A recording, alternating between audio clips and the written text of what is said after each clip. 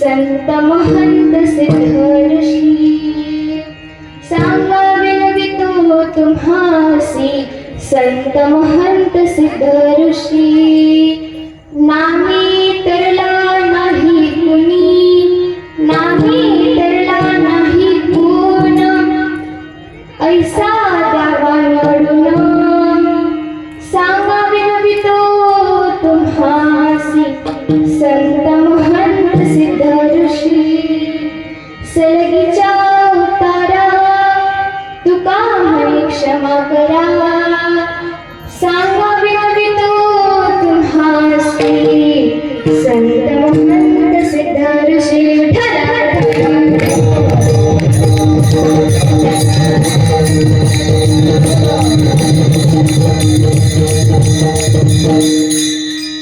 सच्चिदानंद रूपाय विश्वोत्पत्त्यादि Hathaway तापत्रय विनाशाय श्रीकृष्णाय वयं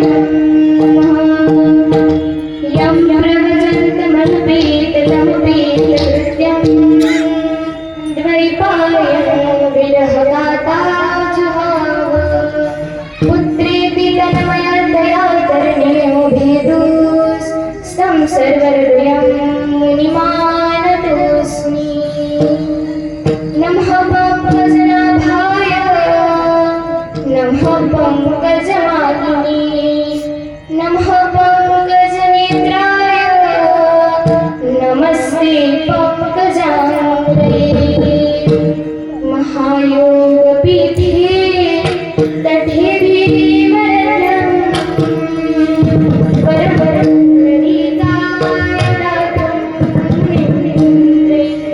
समागत्य दिशं नमानन्दकरं परब्रह्मलिङ्गं भजे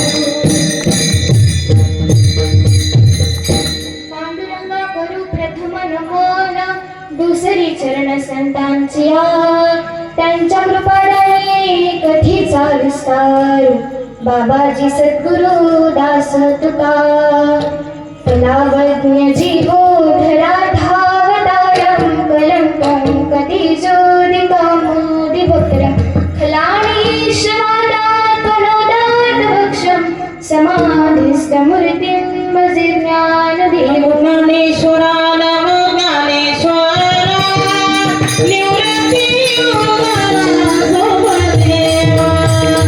निवृत्ती सोमदेवा नवराय बोलो नवराय निवृत्ती सोमदेवा निवृत्ती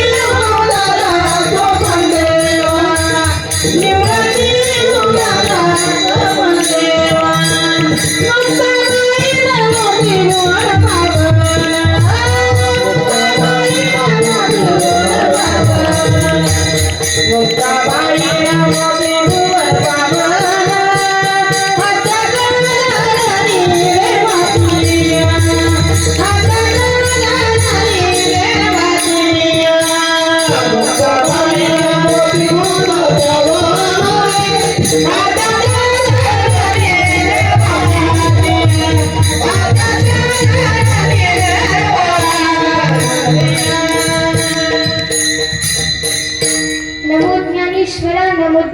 महेश्वरा कृपाळोद्धारा सोपान देवा मुक्ताबाई नमो त्रिभुवन पावन आध्यत्रे जननी देवाची गुरुर्ब्रह्मा गुरुर्विष्णू गुरुर्देवो महेश्वरा गुरुर् साक्षात् परब्रह्म तस्मै श्री गुरुवे नमः कैलासराना शिवचंद्रमौळी कैलासराना शिवचंद्रमौळी फणींद्रमाथमव तजहारी तारण्य सिंधू भवदुःखहारी तुझ विना शंभो मज कोणतारी तुझ विना शंभो मज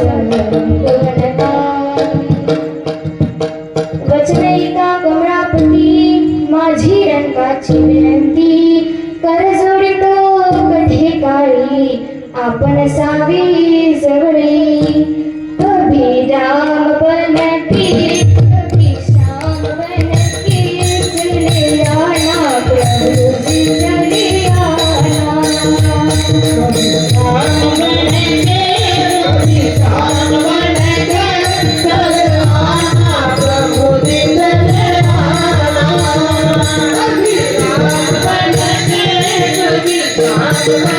चले आना प्रभुजी चले आना कभी राम बनते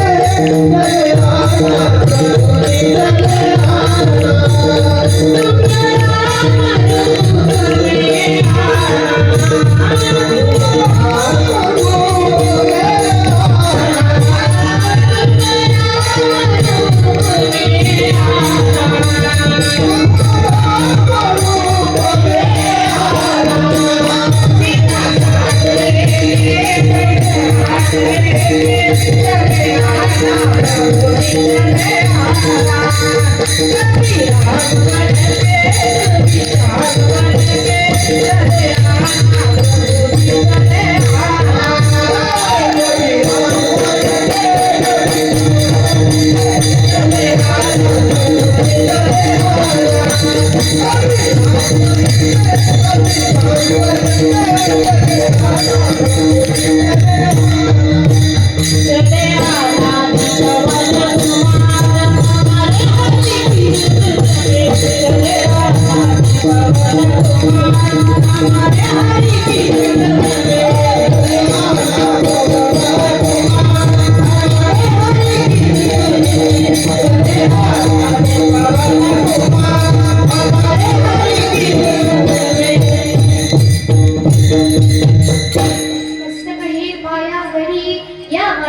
संतांच्या सेवेलागी सेवक झालो यांच्या लागलो विसर्जना विठ्ठल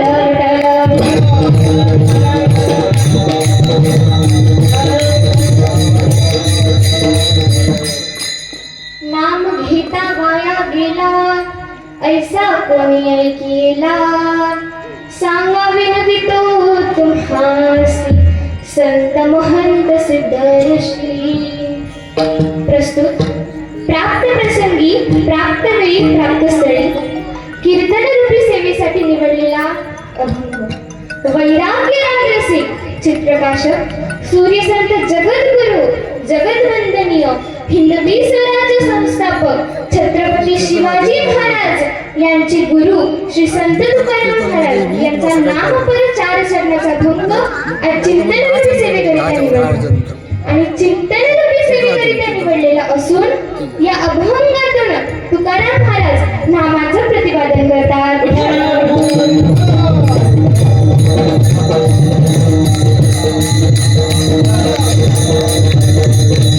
कीर्तनाला सुरुवात करण्यापूर्वी अल्पसा परिहार देणं हे भक्ताचं आद्य कर्तव्य आहे आणि म्हणूनच भगवंताच्या कृपा आशीर्वादाने साधू संतांच्या कृपा आशीर्वादाने गुणीजन मंडळींच्या कृपा आशीर्वादाने गेल्या 17 वर्षांपासून चालत आलेला आपला हा अखंड हरिनाम सप्ताह आणि हे वर्ष 18वे आणि या 18व्या वर्षी वर्षी भगवंताच्या कृपा आशीर्वादाने, साधू संतांच्या कृपा आशीर्वादाने माझ्यासारख्या पामर बालकाकडे आली ही पहिल्या दिवसाची कीर्तन रूपी सेवा मी माझं परम भाग्य समजते.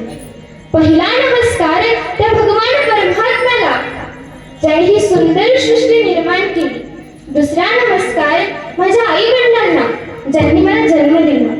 तिसरा नमस्कार माझ्या गुरुवर्यांना ज्यांनी मला ज्ञान दिले. माझे गुरुवर्य वैकुंठवासी भागवताचार्य हरिभक्तपारायण उद्धव महाराज कोडे आणि भागवताचार्य हरिभक्तपारायण शीतलताई.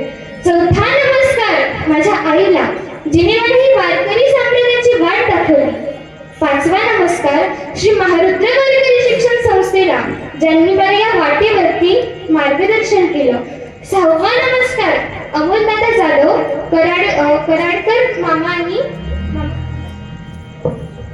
गणेश भाऊ लहाने यांनी मला इथे कीर्तन करण्यास संधी दिली, यांचे धन्यवाद व्यक्त करते. आज मला सुंदर अशी गायनाला साथ करणारे आमचे असणारे हरिभक्त महाराज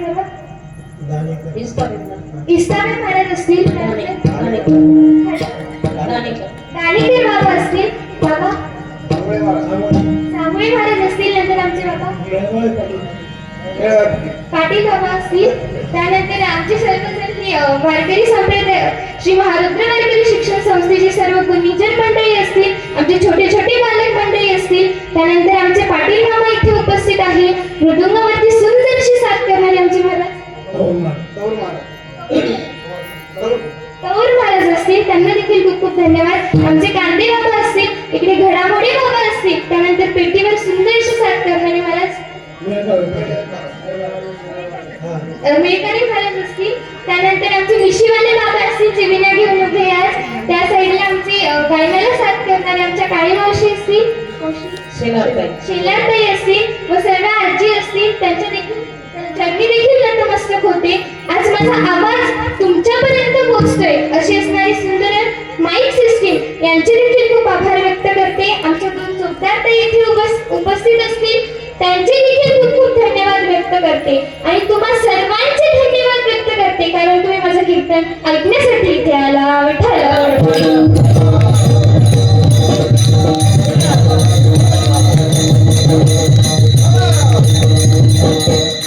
अभंग कोणाचा आहे? संत तुकाराम महाराजांचा आहे. संत तुकाराम महाराज कोण? ज्यांना जगद्गुरु अशी पदवी दिली अशी असणारी संत तुकाराम महाराज. अहो ज्यांचा गाथा पाषाण बांधून पाण्यात टाकला तरी तरंगून आला अशी असणारे माझे तुकोबराय. तुकोबरायबद्दल आणखीन काय सांगायचं झालं तर माझे तुकोबराय 3 वेळा वैकुंठातून वापस आले. किती वेळा? 3 वेळा. पहिल्या वेळेस कुणासाठी? संतांची महाराज जगणारे यांच्यासाठी. नंतर आपल्या मुली, त्यांची मुलगी कोण? भगीरथी, तिच्यासाठी. आणि तिसऱ्यांदा ते आली निळोबारायांसाठी. संतांची जगणारे महाराज यांच्यासाठी का बरं आले बरं? चारिता गोधनी आमचे गंतले वचन, त्यांना वचन दिलं होतं म्हणून तुकोबाराय वैकुंठातून परत आली.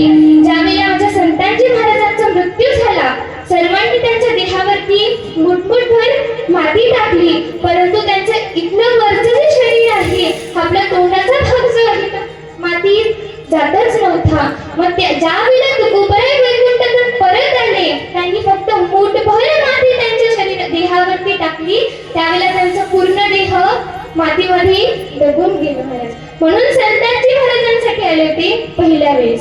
दुसऱ्यांदा कोणासाठी आली? त्यांची मुलगी भगीरथी. तिला न सांगता ते वैकुंठाला निघून गेले. ती आपल्या बाबांचा धावा करू लागली, बाबा तुम्ही कुठे गेलात? किती दिवस झाले तुम्ही घरी नाही आला? आपल्या मुलीचा धावा ऐकून शेवटी बापाचं काळीजे महाराज त्यांना यावंच लागलं. आणि ज्या वेळेला ते घरी आली त्यावेळेला भगीरथी विचारते, बाबा तुम्ही कुठे होता? मी किती दिवसांपासून तुमची वाट बघत होते, तुम्ही मला असं न सांगता कुठे चालले गेले होता? बरं ठीक आहे, आता तुम्ही खूप लांबून आले असाल ना, दमले असाल, म्हणून मी तुमच्यासाठी काय करते? गरम गरम शेवायचा भात करते. म्हणून ती स्वयंपाकघरात शेवायचा भात करण्यासाठी गेली. सुंदर असा शेवायचा भात केलेला आहे महाराज. मी विचार केला यावर जर दुधाची धार असेल तर फारच छान, म्हणून ती तांब्या घेऊन 2-4 घरी दूध मागण्यासाठी गेली. महाराज दूध मागण्यासाठी गेली, परंतु कोणीच दूध दिले नाही. नाराज होऊन घरी आली तर उतरलेला चेहरा पाहून तुकोबाराय म्हणतात, अगं भागीरथी काय झालं? त्यावेळेला ती म्हणते, बाबा काही नाही, तुमच्यासाठी गरम गरम शेवयाचा भात केला होता आणि विचार केला त्यावर जर दुधाची धार असेल तर फारच छान, म्हणून तांब्या घेऊन 2-4 घरी दूध मागण्यास गेले होते, परंतु मला कोणीच दूध दिलं नाही बाबा. त्यावेळेला तुकोबाराय म्हणतात, अगं एवढीच गोष्ट आहे ना, मग तू उदास का बरं होते? तिच्या हातातला तांब्या घेतला महाराज बेलेश्वराच्या मंदिरात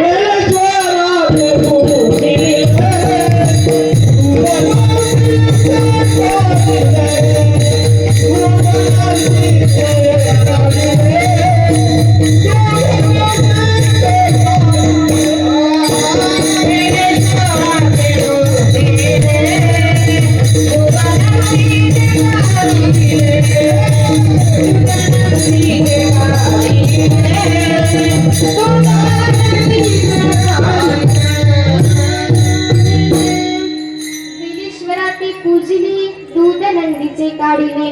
अहो महादेवासमोर असणारा जो निर्जीव नंदी आहे त्याचं दूध माझ्या तुकोबारायांनी काढलं आणि भगीरथीचं समाधान केलं. तिसऱ्या वेळेस आली ती कुणासाठी? न्योबारायांसाठी. आपल्या गुरुवरायांची भेट व्हावी म्हणून न्योबारायांनी तुकोबारायांचा धावा सुरू केला. तुकाराम तुकाराम तुकाराम तुकाराम.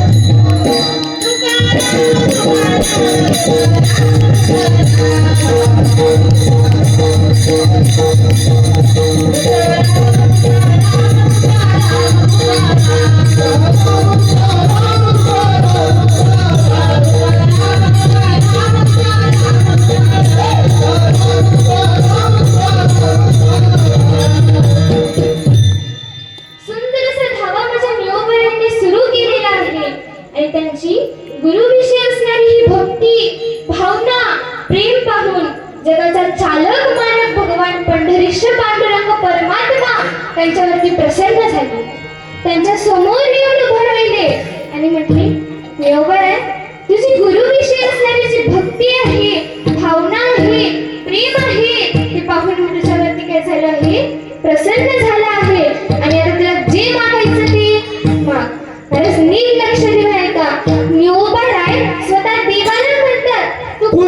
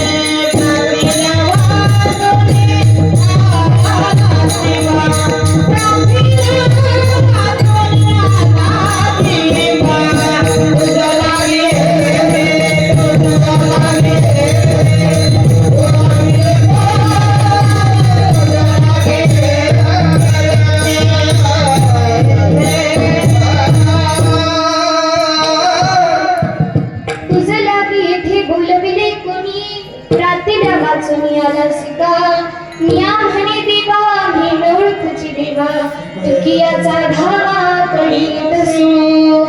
तेव्हा तू जरी देव असला तरी मी तुला ओळखत नाही. मग देव म्हटले मला ओळखत नाही, नाही म्हटले तुला ओळखत नाही. अरे म्हणजे सत्तेशिवाय ते झाडाचं पानही हलत नाही.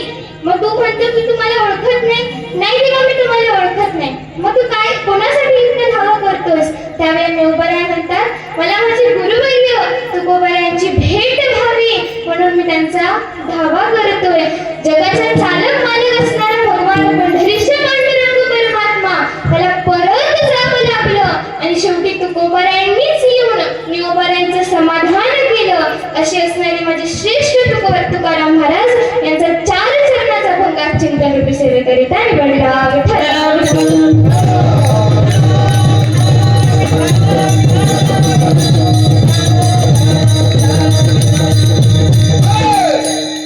नाम घेता माया गेला ऐसा कोणी ऐकिला. तुकाराम महाराज प्रश्न करतात की जो कोणी नाम घेतो तो वायाला गेला असं आहे का? आहे का? नाही, तो वायाला गेला नाही. महाराज आपण कुठे राहतो? त्या कलियुगामध्ये आपण जगतो. त्या कलियुगामध्ये जर त्या भगवंताची प्राप्ती करायची असेल ना तर सर्वात सोपं नाम सांगितलं आहे. काय? भगवंताचं नाम. कलियुगा माझी करावे कीर्तन देवी नारायण देवते. कलियुगामध्ये जर भगवंताची प्राप्ती करायची असेल, त्याला भेटायचं असेल तर सर्वात सोपी गोष्ट आहे भगवंताचं नामस्मरण करायचं. महाराज नामस्मरण केल्याने काय होईल? राम नाम सुखदाई भजन करू भाई ये जीवन मोठे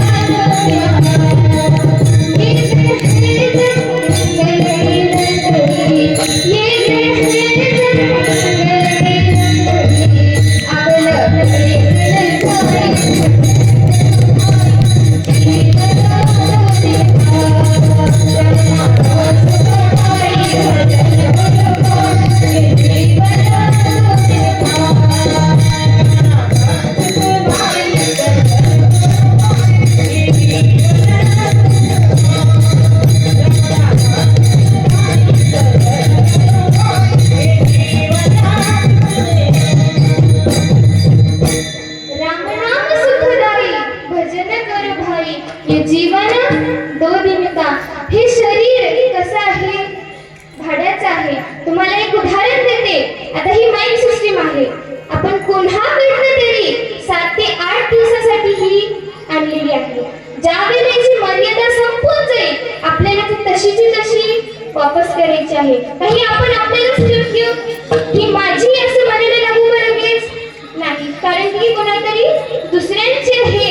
त्याच प्रकारे आपलं हे शरीर आहे कोणातरी दुसऱ्याचं आहे. काही दिवसांसाठी त्यांनी आपल्याला हे वापरायला दिलं आहे.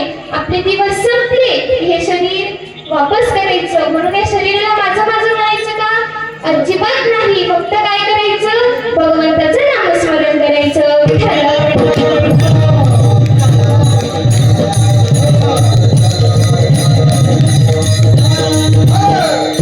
अहो माझ्या भगवंताचं नाव इतकं श्रेष्ठ आहे की एखादा वायाला गेलेला मनुष्य देखील चांगला होऊ शकतो. तुम्ही म्हणताल कसं?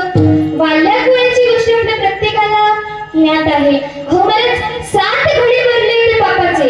इतका पाप करायचा. रस्त्याने जे येईल त्याला लूटमार करायचा. त्याच्याजवळचं धन घ्यायचा आणि घरच्यांचं पोट भरायचा. अशाच प्रकारे एक दिवशीची गोष्ट आहे.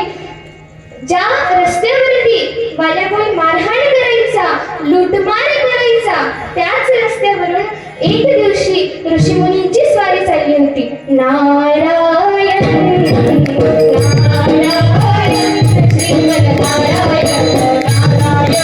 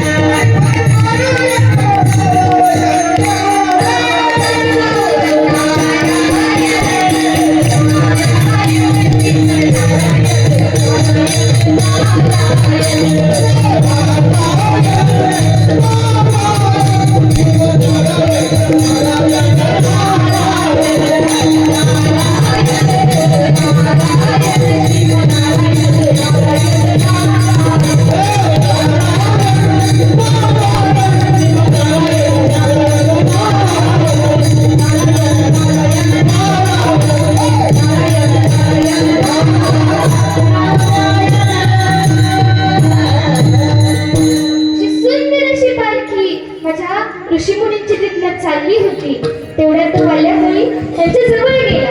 त्यांना कळालं हा आपल्याला लूटमार करण्यासाठी आलेला आहे. त्यावेळेला ऋषीमुनी म्हणतात, मला माहितीये तू माझ्याजवळ मला लुटायला मला मारायला आलेला आहेस, परंतु मला सांग तुझे हे रोज पाप करतो यामध्ये तुझ्या घरचे सहभागी आहेत का?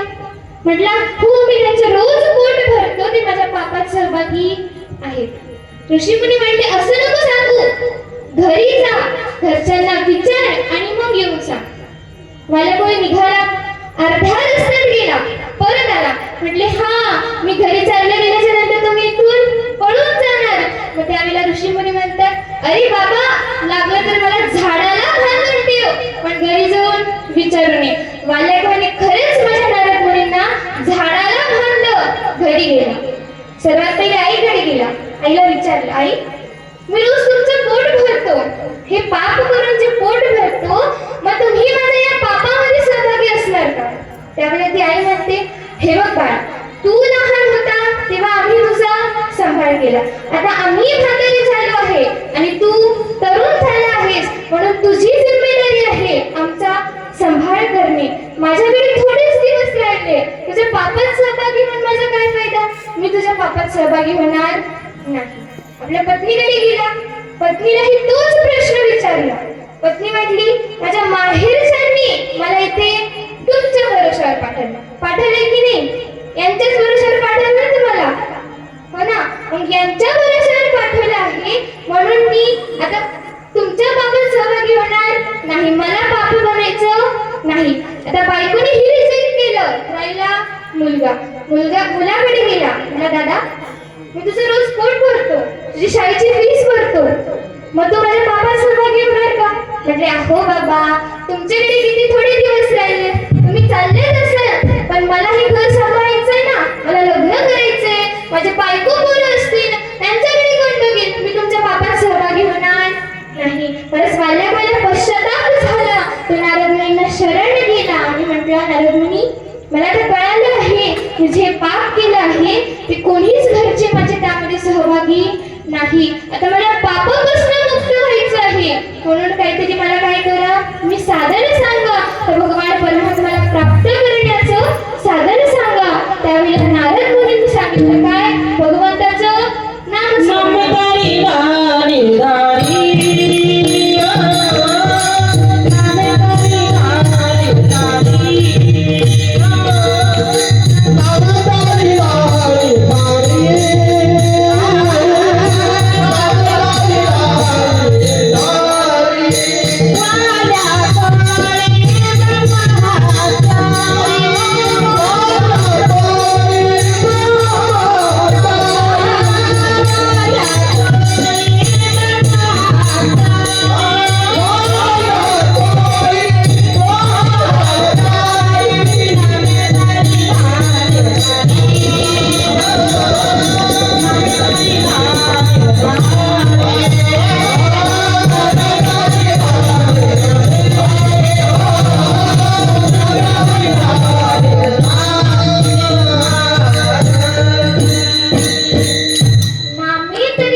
धारी वाल्याकोळी ब्रह्महत्यारी इतके पाप केलं तरी नारद मुनींना शरण गेल्याच्या नंतर नारद मुनींनी त्याला राम राम नावाचा जप करायला लावला.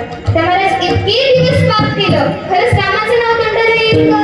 तर रामाच्या ऐवजी मरा मरा मरा असं म्हणू लागला. त्याचाही स्वीकार माझा भगवान परमात्म्याने केला. दृष्टांत इथे संपला.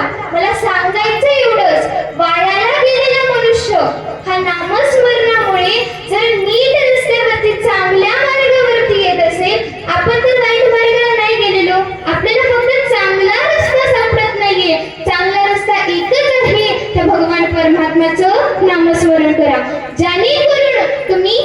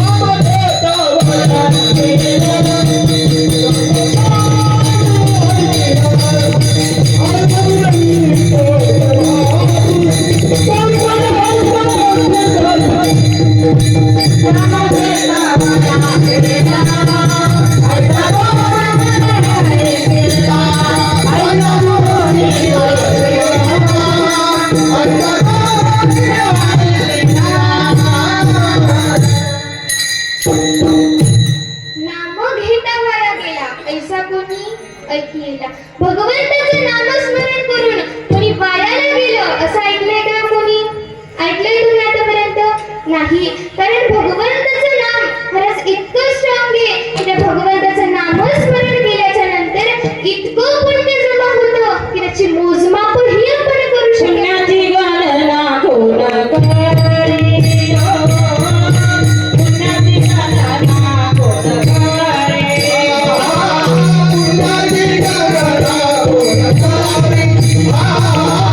पुण्याची गणना कोण करी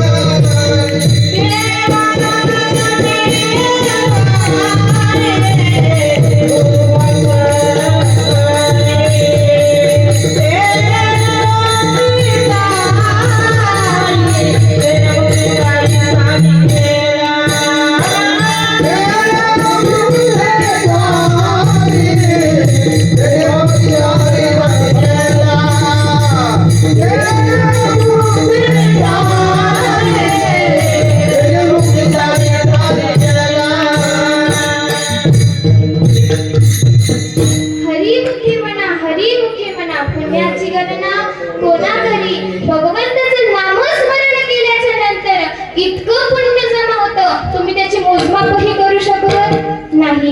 महाराज तुम्ही म्हणसाल भगवंताचं नामस्मरण केल्याच्या नंतर आणखीन काय फायदा होता? मला आणखीन होत असेल ना काहीतरी फायदा, तर त्या भगवंताची प्राप्ती होते. त्या भगवंताची प्राप्ती करायची असेल तर नामस्मरणच एकमेव सोपं साधन आहे. एक दृष्टांत तुम्हाला सांगते. एक मुलगी होती, तिला एक दुःख होतं, तिचा एक प्रॉब्लेम होता. तिच्या घरच्यांनी तो सोडवण्याचा खूप प्रयत्न केला परंतु सोडवला गेला नाही. मग नातेवाईकांकडे गेले, नातेवाईकांनीही सोडून बघितलं परंतु त्यांचे प्रयत्नही प्रगतीशील ठरले नाही. मग दूरदूरचे जे नातेवाईक आहेत त्यांच्याकडे गेले, त्यांना ते दुःख सांगितलं, त्यांच्याकडूनही ते सॉल्व्ह झालं नाही. मग आता काय करायचं म्हटले आणि तेवढ्यात त्यांच्या गावामध्ये एक साधू मुनी आले. ते साधू मुनी खूप हुशार होते, त्यांची चर्चा अख्ख्या गावामध्ये होऊ लागली. तिची मैत्रीण तिच्या जवळ आली, ती काय म्हणली, अगं आपल्या गावामध्ये एक साधू मुनी आले आहेत, ते खूप हुशार आहेत, प्रत्येकाचे जे दुःख आहे ते एका सेकंदामध्ये काय करतात, दूर करतात. म्हटलं तुझं दुःख आपण तिकडे घेऊन जाऊ. मग सगळे आता घरचे होती मुलगी त्या साधू मुनींकडे गेले. साधू मुनींना दुःख सांगितलं. साधू मुनी म्हटले काहीच प्रॉब्लेम नाही, मला पूर्ण एकदा विश्लेषण मध्ये तुझं काय कर दुःख सांग. ते म्हणते की मला सौभाग्यवती व्हायचं आहे. काय करायचं आहे? सौभाग्यवती बनायचं आहे. म्हटलं तुझी कुंडली दाखव.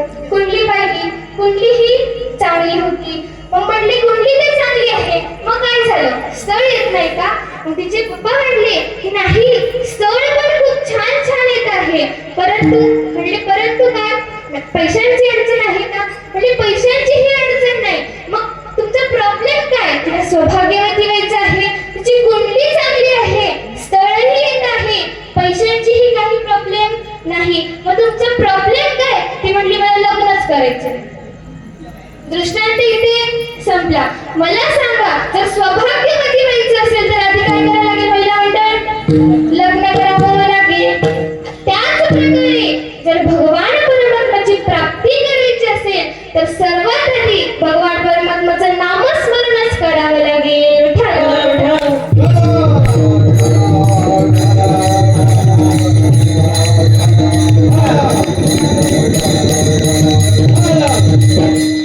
मग तुकोबाराय काय म्हणतात की ज्याने नामस्मरण केलं तो वायाला गेला नाही. ते आपल्याला विचारतात तो तर संत महात्म्यांना विचारतात. काय म्हणतात? मी तुम्हाला विनंती करून विचारतो, मला माझ्या पहिल्या प्रश्नाचं उत्तर द्या. काय प्रश्न आहे की जो कोणी नामस्मरण करतो तो वायाला जातो का? असं कोणाला विचारलं? संतांना विचारलं. अभंगाच्या दुसऱ्या शब्दात सांगा बिनवितो तुमची सांगा बिनवितो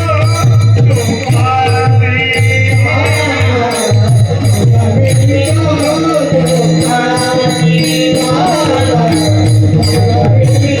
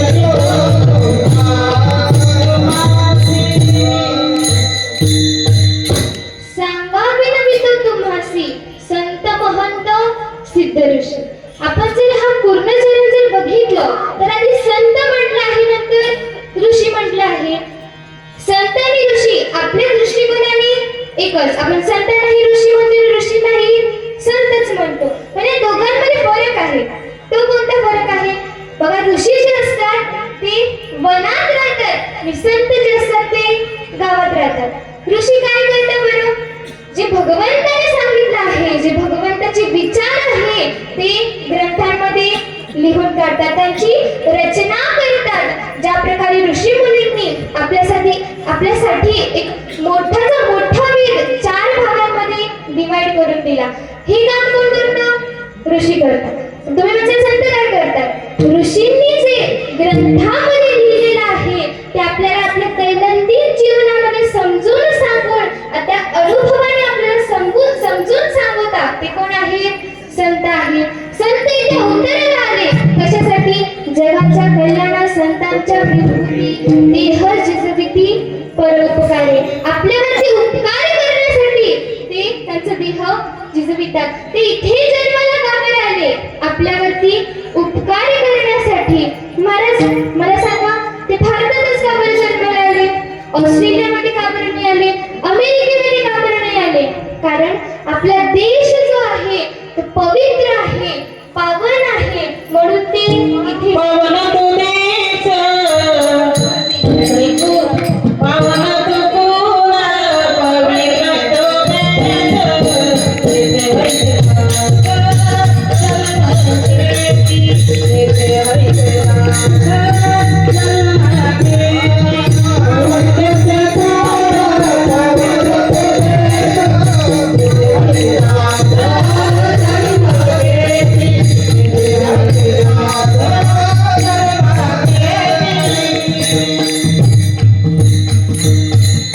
पवित्र ती कुळ पावन तो देश जिथे हरीचे दास जन्म घेतले. आपल्या तुकोबाराय पहिल्या चरणात काय म्हणतात की जो कोणी नामस्मरण करतो तो वाईट मार्गाला जात नाही. असं कोणाला विचारलं? संत महात्म्यांना विचारलं. मग संत महात्मे आणखी काहीतरी सांगतात. म्हटले काय? या संसारामध्ये देखील आपण तरुण जाऊ शकतो. कशामुळे? नामस्मरणामुळे. कसं जाऊ शकतो?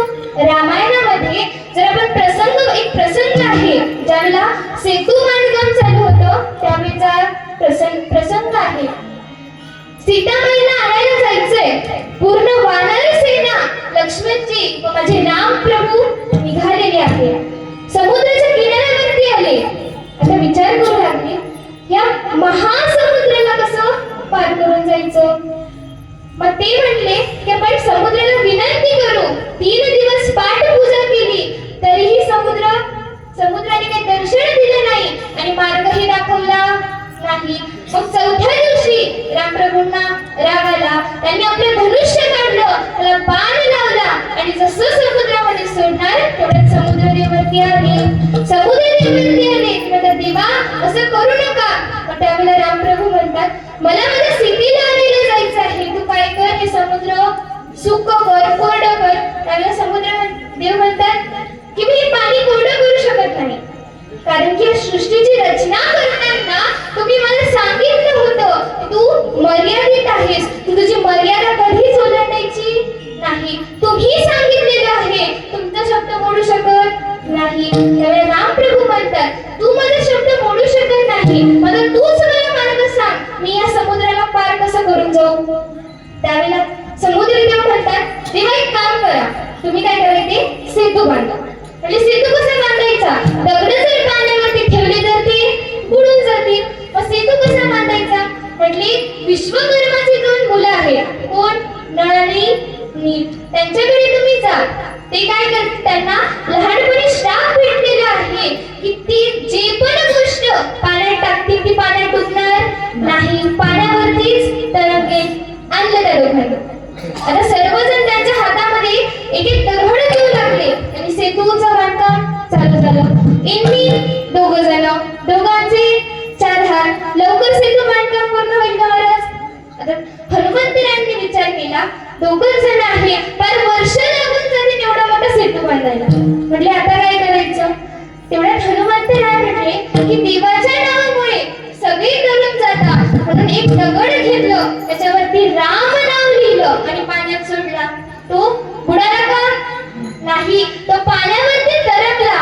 सर्वांना आश्चर्य वाटलं. त्यावेळेला सर्व वानर सेनांना आदेश दिला काय करा, आपापल्याला झेपेल तेवढा दगड घ्या, त्याच्यावरती राम नाव लिहा आणि पाण्यात सोडून द्या. सर्व वानर सेना कामाला लागली.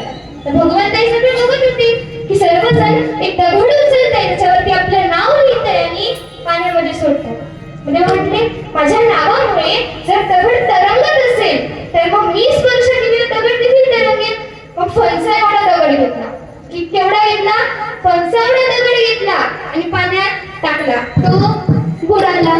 म्हणजे जास्तच मोठा झाला असेल म्हणून छोटा करू. मग नारळ एवढा घेतला, तो टाकला, तोही बुडाला. म्हटले आणखी छोटा घेऊन बघू. मग चिकू एवढा घेतला, तो टाकला, तोही बुडाला. मग लिंबू एवढा घेतला, तो टाकला, तोही बुडाला. मग बोरा, छोटा बोर असतं का, तेवढा दगड घेतला, तो टाकला, तोही बुडाला. म्हणजे असं कसं काय होते? हे सर्वजण दगड टाकतायत, यांचे बुडत नाही आणि माझ्याच कसं काय बुडतात? नंतर त्यांना विचार आला, आपण एवढं सर्व जो कर्म इथे केलं, मला कोणी बघितलं तर नाही ना? नुसतं मागे चक्कर मारून बघितली तर नाही. हनुमंतर अशी हाताची घडी घालून उभे होते. म्हणले काय देवा? त्यावेळेला ते म्हणतात, हनुमंतरा तुम्ही कधी आले? अरे पहिला दगड टाकला तेव्हाच इथं आलो.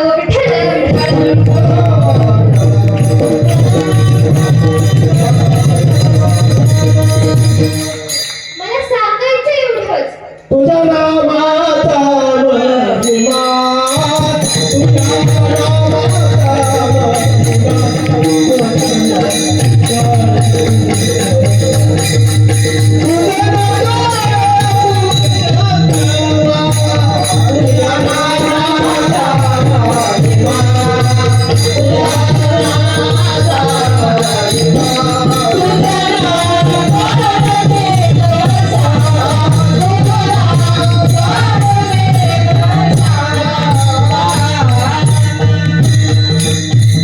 तुझ्या नामाचा महिमा, तुझा ना कळे मेघश्यामा.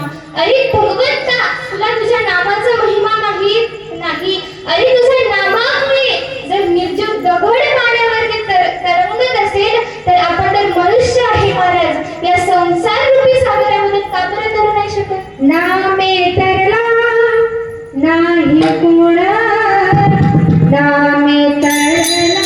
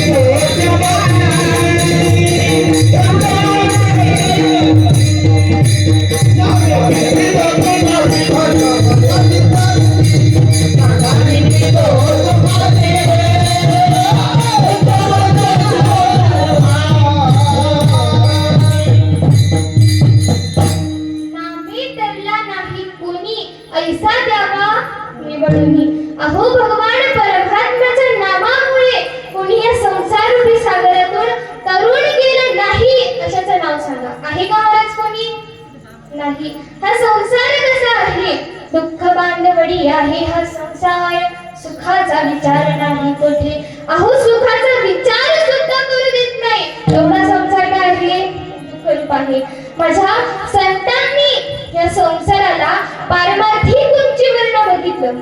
आपण विमानात बसल्याच्या नंतर आपल्याला जेव्हा आपण विमानातून खाली बघतो हे जग कसं दिसतं? सूक्ष्म दिसतं, एकदम छोटं छोटं शून्य दिसतं.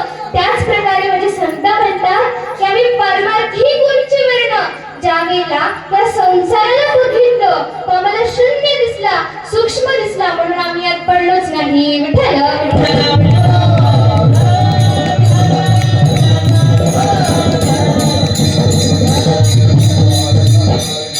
भगवंताच्या नामामुळे काय होतं?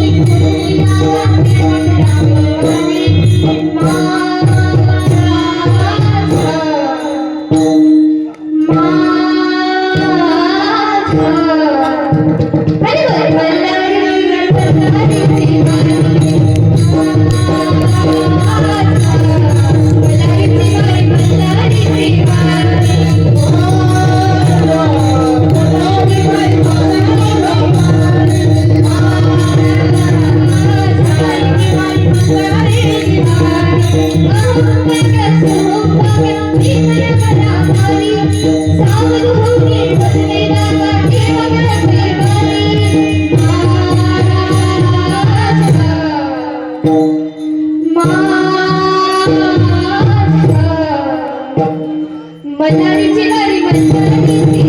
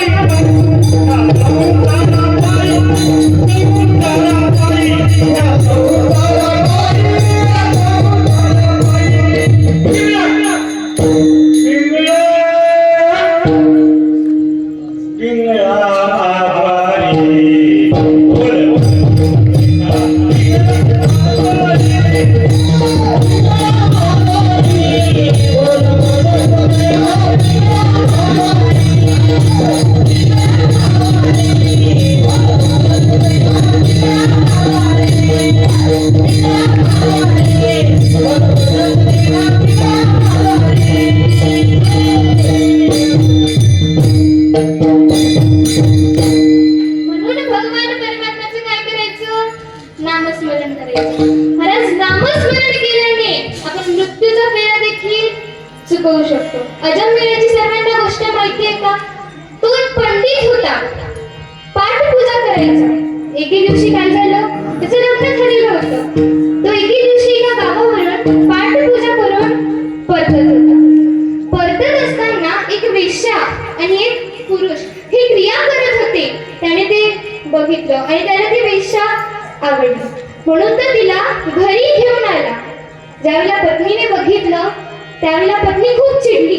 तिला मारून धुवून घरातून हकलून दिलं आणि त्या वेश्येला घरात ठेवलं. त्या वेश्येपासून त्याला 9 मुलं प्राप्त झाली. आता ती 10व्यांदा गर्भवती होती. त्याच वेळेस त्या गावामध्ये काही साधू मुनी आले होते.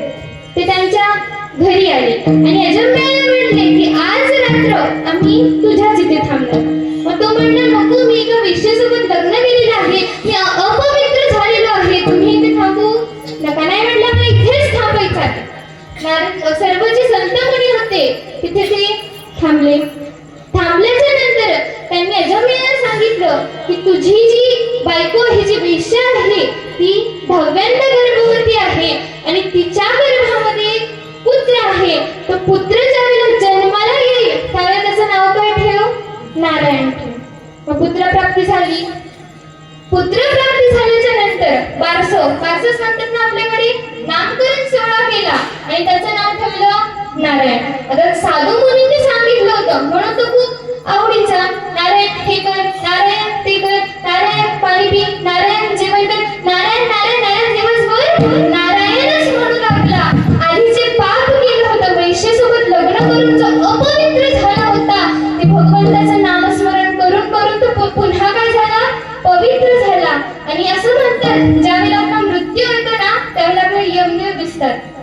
मग त्याचा मृत्यू आला होता म्हणून यमदेव तिला दिसायला लागले. त्यावेळेला तो आपल्या पुत्राला हाक मारू लागला, अरे नारायण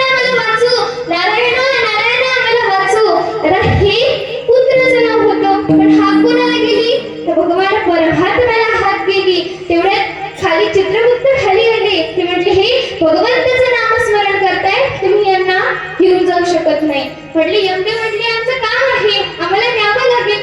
नाही म्हटले, ते भगवान परमात्माचं नामस्मरण करतायत, नारायण नारायण म्हणतायत, तुम्ही त्यांना नेऊ शकत नाही. मग यमदेव चालल्या गेले आणि फक्त आपल्या पुत्राचं नामस्मरण केल्यामुळे हे अजमेला स्वर्ग प्राप्त अजमेला पापरा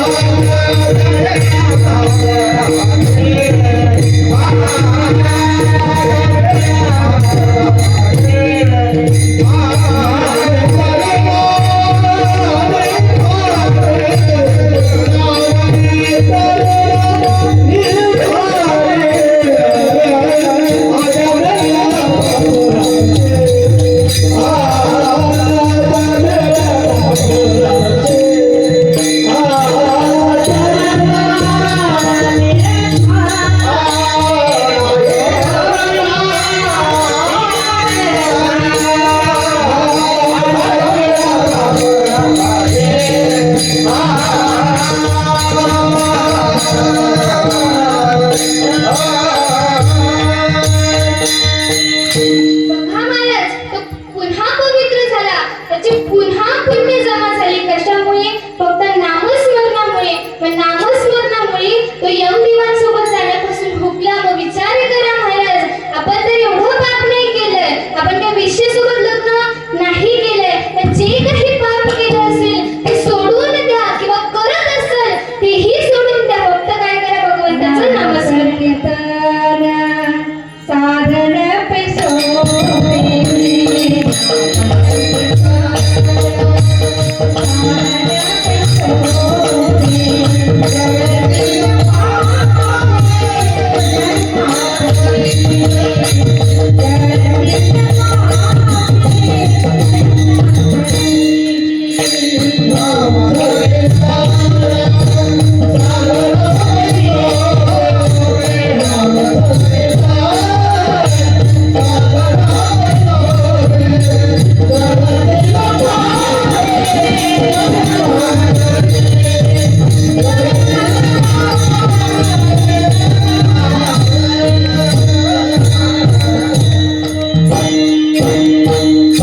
नामसंकीर्तन साधन सोपे, जळतील पापे जन्मांतरीचे.